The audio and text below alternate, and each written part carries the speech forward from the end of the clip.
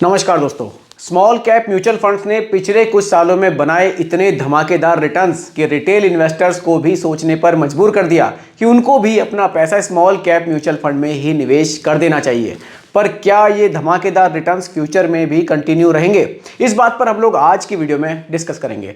क्या हो सकता है स्मॉल कैप म्यूचुअल फंड्स का फ्यूचर और हमें कितना निवेश स्मॉल कैप म्यूचुअल फंड्स में करना चाहिए। अगर आप लोग भी निवेश करना चाहते हैं स्मॉल कैप म्यूचुअल फंड्स में या फिर आप पहले से स्मॉल कैप म्यूचुअल फंड्स में निवेश कर रहे हैं तो वीडियो आपके लिए बहुत ही ज़्यादा इंफॉर्मेटिव होने वाली है। एंड तक इस वीडियो को ज़रूर देखिएगा, ये आप वीडियो आपके लिए काफ़ी हेल्पफुल रहेगी। और अगर चैनल को सब्सक्राइब नहीं किया है तो इसको सब्सक्राइब करके ज़रूर जाइएगा। कुछ पॉइंट्स पर डिस्कस करेंगे, सभी पॉइंट्स आपके लिए बहुत ही इंपॉर्टेंट होने वाले हैं। काफ़ी कुछ चीज़ें मैं आज की वीडियो में आपके लिए निकाल कर लाया हूँ, तो चलिए स्टार्ट करते हैं।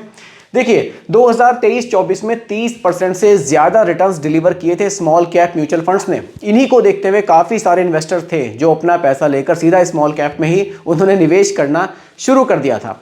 लेकिन अब जैसे जैसे मार्केट में गिरावट आई तो लोग काफ़ी घबरा गए, क्योंकि जब मार्केट में गिरावट आती है तो सबसे ज़्यादा जो रिटर्न्स घटते हैं वो स्मॉल कैप के ही घटते हैं। इसलिए इन्वेस्टर्स अभी थोड़े से परेशान यहाँ चल रहे हैं।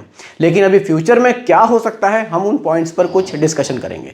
देखिए फ्यूचर में एकदम करेक्टली क्या होगा उसके बारे में तो कोई नहीं कह सकता, लेकिन हाँ कुछ पॉइंट्स हैं जिन पर हम लोग डिस्कस करेंगे तो हम लोग समझ सकते हैं कि आखिर हो क्या सकता है। ठीक है, देखिए रिटेल इन्वेस्टर्स का इंटरेस्ट बढ़ने से स्मॉल कैप में हैवी इनफ्लो आया था। जब रिटेल इन्वेस्टर ने अपना पैसा निवेश करना शुरू किया स्मॉल कैप म्यूचुअल फंड्स में तो वहाँ बहुत इनफ्लो आया, पैसा वहाँ बहुत ज़्यादा लोगों ने निवेश किया। वैल्यूएशन अब हिस्टोरिकल हाई लेवल पर पहुँच चुकी है। जो स्मॉल कैप की वैल्यूएशन है वो बहुत हाई है इस समय पर, और बहुत ज़्यादा वैल्यूएशन बढ़ना कहीं ना कहीं ये हमें एक रेड फ्लैग दिखाता है।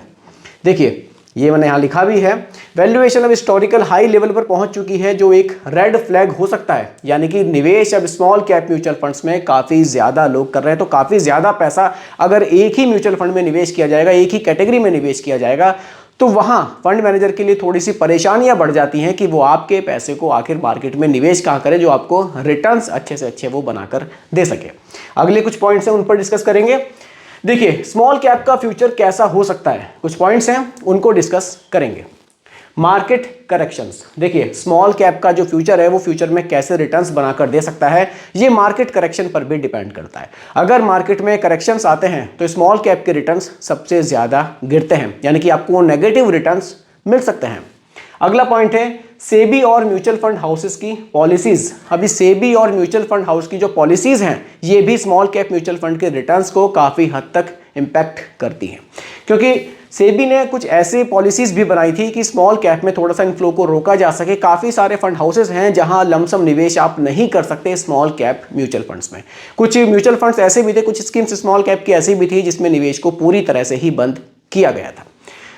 इकोनॉमिक ग्रोथ, देखिए अगर हमारी इकोनॉमी बढ़ती है यानी कि हमारी कंट्री ग्रो करती है तो हमें यहाँ से अच्छे रिटर्न्स मिल सकते हैं, क्योंकि देखिए स्मॉल कैप म्यूचुअल फंड्स में जो कंपनी आती हैं वो ऐसे सेक्टर्स के लिए काम करती हैं। जब हमारी इकोनॉमी बढ़ेगी तो उन कंपनियों के रिटर्न्स बढ़ेंगे, तो हमारा जो म्यूचुअल फंड का पोर्टफोलियो होगा उसके भी रिटर्न्स बढ़ेंगे। यानी कि अगर हमारी कंट्री में कुल मिलाकर बात यह है कि इकोनॉमी हमारी बढ़ती है, कंट्री हमारी ग्रो करती है, तो स्मॉल कैप के रिटर्न्स हमें अच्छे मिल सकते हैं।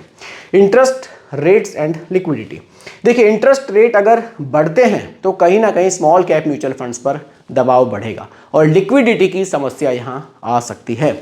अगला पॉइंट है एफआईएस और डीआईएस का बिहेवियर। एफआईएस या जो बाहर के इन्वेस्टर हैं और जो डीआईआईएस है यानी कि जो हमारे घरेलू इन्वेस्टर हैं, इनके बिहेवियर पर भी काफ़ी हद तक ये डिपेंड करता है कि रिटर्न्स हमें फ्यूचर में कैसे मिल सकते हैं।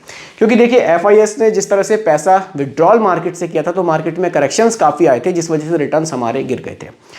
डीआईएस ये हम जो डोमेस्टिक है इसको समझिए, जो घरेलू इन्वेस्टर हैं वो जो पैसा कितना निवेश कर रहे हैं उस पर भी डिपेंड करेगा कि फ्यूचर में रिटर्न्स कितने मिल सकते हैं, क्योंकि मार्केट सिर्फ एफआईएस पर ही डिपेंड नहीं करती है, मार्केट डीआईआईएस पर भी डिपेंड करती है। कुछ लोग कहते हैं कि विदेशी जो निवेशक हैं सिर्फ उन्हीं की वजह से मार्केट चल रही है, लेकिन ऐसा नहीं है। विदेशी निवेशक अपना पैसा काफ़ी हद तक यहाँ से मार्केट से निकाल चुके हैं, तो ऐसा तो नहीं है कि पूरा ही मार्केट एकदम से धड़ाम हो गया, क्योंकि घरेलू जो इन्वेस्टर हैं हमारे उनका भी काफ़ी पैसा मार्केट में अभी लगा हुआ है।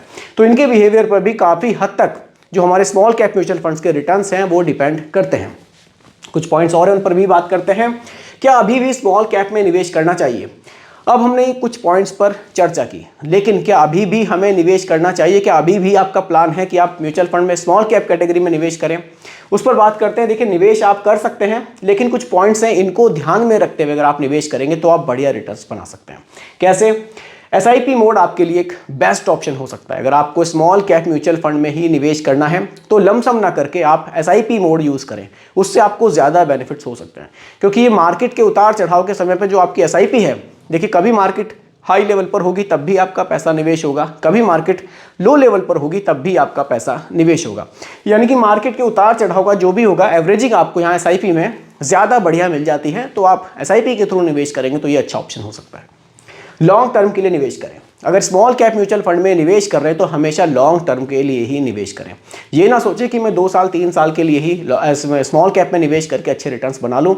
हमेशा ये कोशिश करें कि अगर मैं स्मॉल कैप में निवेश कर रहा हूँ तो मिनिमम हमारा जो टाइम पीरियड है वो 8 साल का तो होना ही चाहिए। ठीक है। पोर्टफोलियो डाइवर्सिफिकेशन, सिर्फ स्मॉल कैप में पूरा पैसा निवेश ना करें, इस पर ही डिपेंड ना रहें। अपने पोर्टफोलियो में मिड कैप और लार्ज कैप को भी ज़रूर रखें।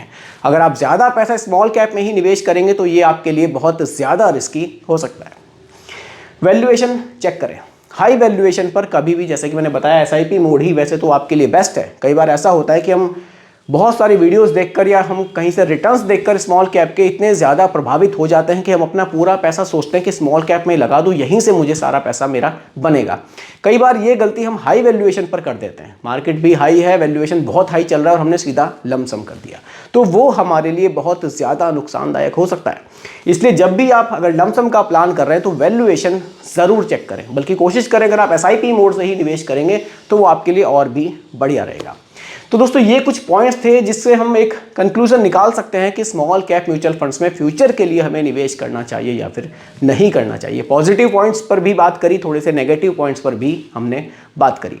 देखिए, शॉर्ट टर्म के लिए स्मॉल कैप म्यूचुअल फंड वाकई बहुत ज़्यादा रिस्की इन्वेस्टमेंट हो सकता है, लेकिन अगर हम लॉन्ग टर्म के लिए बात करें तो स्मॉल कैप कंपनीज हैं जो जिसमें हमारा पैसा निवेश होगा, उनमें अभी भी ऐसी पोटेंशियल हमें दिखाई दे रही है जो लॉन्ग टर्म में हमें बढ़िया रिटर्न्स बनाकर दे सकती है। यानी कि अगर आप निवेश करना चाहते हैं 8 से 10 साल के लिए तो स्मॉल कैप कैटेगरी अभी भी आपके लिए एक शानदार ऑप्शन हो सकता है। बाकी आपकी क्या राय है स्मॉल कैप म्यूचुअल फंड्स के फ्यूचर के बारे में, आप लोग भी कमेंट में मुझे ज़रूर बताइएगा। और बाकी दोस्तों, रिकमेंडेशन नहीं है, सिर्फ एजुकेशनल पर्पस वीडियो आप लोगों के लिए बनाई गई है। वीडियो पसंद आई हो लाइक शेयर ज़रूर कीजिएगा, और अगर आप चैनल पर नए हैं इसको भी सब्सक्राइब आप ज़रूर कीजिएगा। धन्यवाद।